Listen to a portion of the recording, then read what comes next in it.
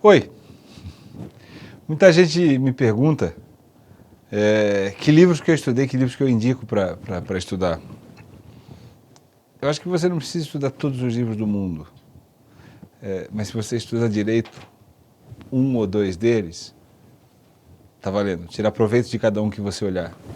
Então o que eu mais vejo? Eu vejo gente que tem 800 livros em casa, né, e que não leu nenhum deles. Assim, abriu, deu uma olhada, falei, esse livro...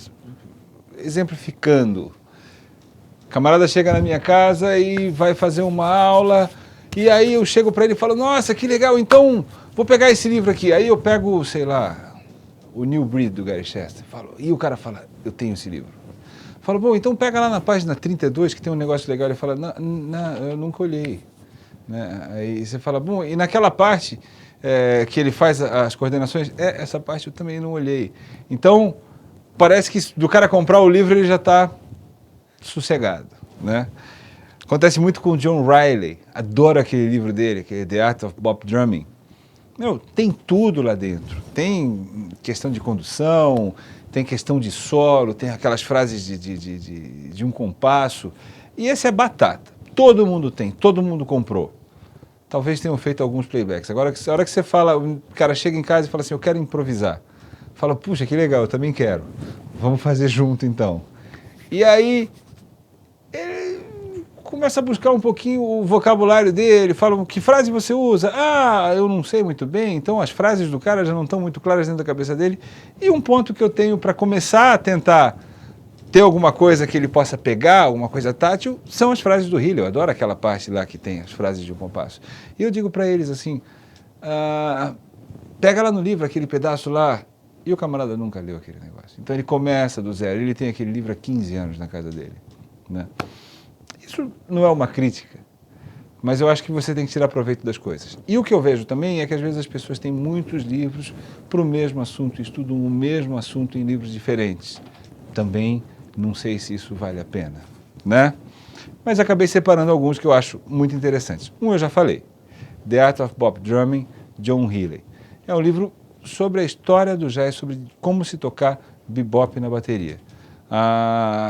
Posso estar falando uma besteira, mas a impressão que eu tenho é que todo o material daquele livro vem do Philly Joy Jones, vem do Max Roach, vem do Art Blakey, vem desses bateristas que tocavam, que inventaram um pouco essa maneira de tocar com swing dentro do bebop, né? Então, esse livro acho essencial. Estudei, estudo, passo para as pessoas que querem conhecer um pouquinho sobre esse estilo. Não sou especialista nesse estilo, mas gosto de ouvir e reconheço muito o que eu ouvi dentro do livro. Acho que é uma coisa muito musical demais. Aí eu tive que anotar alguns outros aqui. Nenê, ritmos brasileiros para a bateria.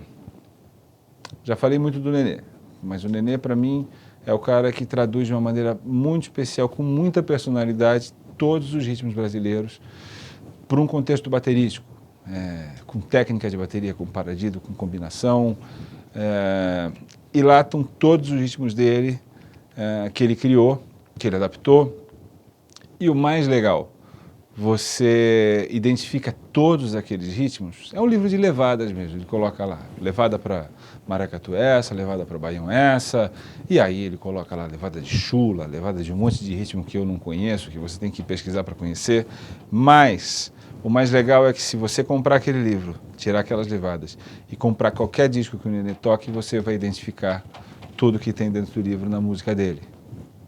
Bacana. Outro livro que eu acho essencial, O Batuque é um Privilégio, do Oscar Bolão. Fala toda a transposição, principalmente dos ritmos de samba, né, e de choro, das variações do samba, da percussão, ensina como tocar a percussão, põe todas as levadas de percussão ali, todas as linhas de pandeiro, de tamborim, caixa de escola de samba e depois passa isso para a bateria, com técnica de bateria. Genial. O livro acompanha um CD também que você pode ouvir as coisas que são tocadas, né? Livro do Sérgio Gomes, Bateria Brasileira. Acho que foi um dos primeiros livros que eu tive contato de livro feito para a música brasileira, né? O Sérgio contemporâneo meu, eu lembro dele escrevendo o livro, dele me contando a maneira que ele queria fazer o livro. Então a gente estudava um pouquinho de coordenação de música brasileira com os livros do Gary Chester, com o New Breed. E ele falava, é legal, mas não tem síncopa nas leituras, fica uma coisa um pouco fora da linguagem. E ele criou isso, um monte de sistemas, como eu gosto de estudar, como eu coloco aqui no site, sistemas para você estudar coordenação, só que com leitura direcionada para a música brasileira. E claro, acaba explicando todos os ritmos que tem lá, foxé, ijexá, baião, maracatu, também veio com play along, que você pode tocar. Na mesma época que ele fez o livro, ele fez um disco muito bacana, e tem os play alongs desse disco, sem a bateria para você poder tocar também. Aí, fora esses 3 que eu falei, que são livros bem musicais, né? Tem os livros básicos que eu acho que as pessoas precisam conhecer um pouquinho de técnica, conhecer um pouco de instrumento. Então, estudei bastante um livro que chama Stick Control, lá no início. Adoro esse livro, passo para todo mundo que quer ter um pouquinho de controle de baqueta, melhorar um pouquinho a sonoridade. Você vai achar todos os rudimentos lá dentro, tá? Ascents and Rebounds também é um livro que limpa muita técnica da gente, a questão dos acentos que eu gosto de usar para condução de samba. A primeira vez que eu tive um pouco mais de contato daquilo com uma maneira didática foi com esse livro. Já falei do livro do New Breed, do Gary Chester, bom porque as leituras são todas em semicolcheias, você pode mapear toda a sua coordenação com os sistemas que ele coloca, com aquelas leituras, e você pode fazer, como eu já falei, o que a gente tinha, que eu falava com o Sérgio, de passar aquelas leituras para a música brasileira. Por quê? Porque as leituras são todas em semicolcheia. Então, fica fácil para a gente passar aquilo para, de repente, fazer uma leitura com baião, botar uma levada, fazer um piloto automático, como eu chamo, né? Um ostinato de samba, de maracatu, seja lá do que for, e usar aquelas leituras. Syncopation foi o livro que a Lilian me apresentou, e eu acho que esse sim foi o livro que eu mais estudei de diversas maneiras, preenchimentos, condução de jazz. Você pode pensar em ler ele em 2x2, então você pode usar ele para condução de samba, pode usar ele para coordenação para música latina, para salsa, para uma série de coisas. E tem uns playbacks que eu acho legal de você sempre colocar para tocar um pouquinho junto. Por que os playbacks são legais? Os playbacks, eles me aborrecem no seguinte sentido, assim, você faz ele 3 vezes e o pianista não muda o solo dele, é o mesmo solo, então você começa a pedir para ele trocar, fala, pô, não pode fazer outra frase?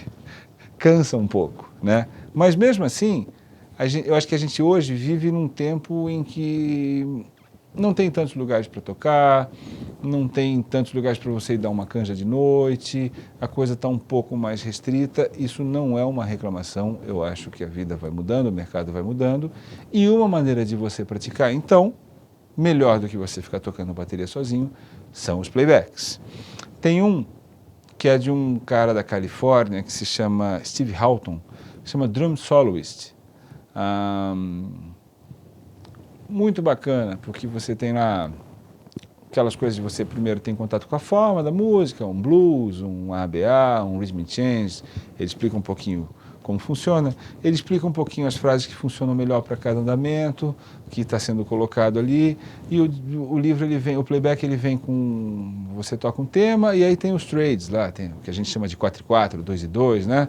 As trocas, e ele coloca lá um pouco, piano sola 4, você sola 4, sempre com metrônomo, e nos últimos não tem mais o metrônomo. Então você tem que manter o seu tempo.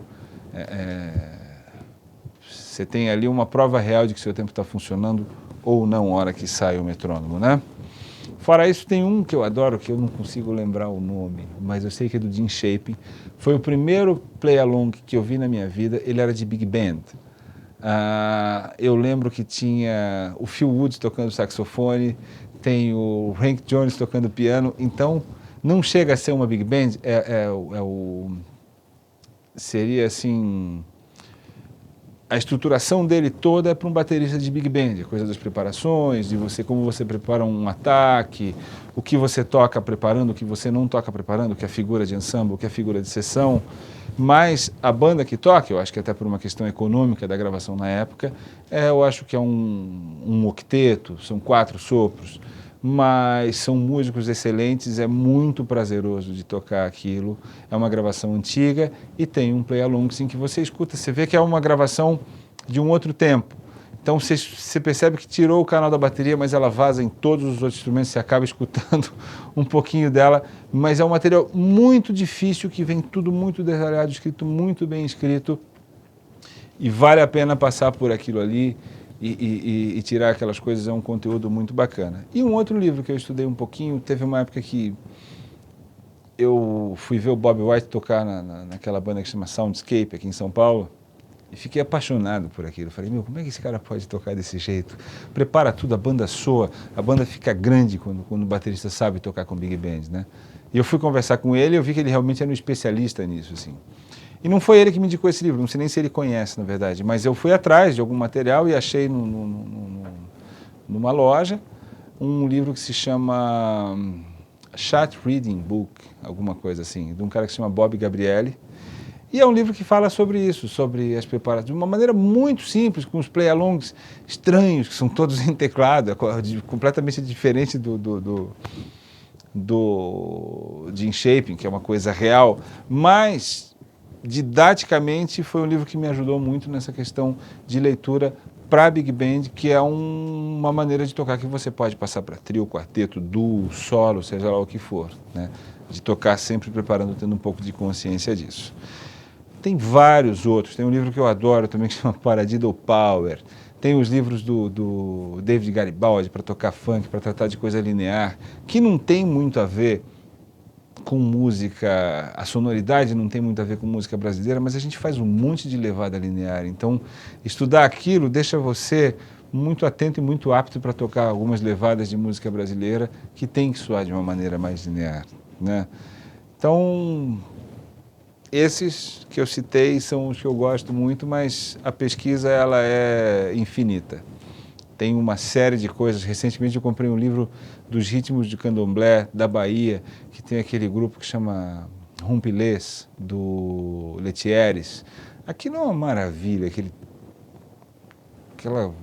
não sei nem como dizer, aquilo é muito ritmo, e é uma big band que são só os tambores e os sopros, mas o ritmo é uma coisa que transcende, assim, é maravilhoso aquilo. E tem um livro tratando sobre aqueles ritmos e que eu acho interessantíssimo. Então, acho que a pesquisa é a alma de tudo, assim, sempre pesquisar, comprar o livro, dar uma olhada, tentar ouvir aquilo, identificar o que você está lendo ali numa questão musical. Tá? É isso aí.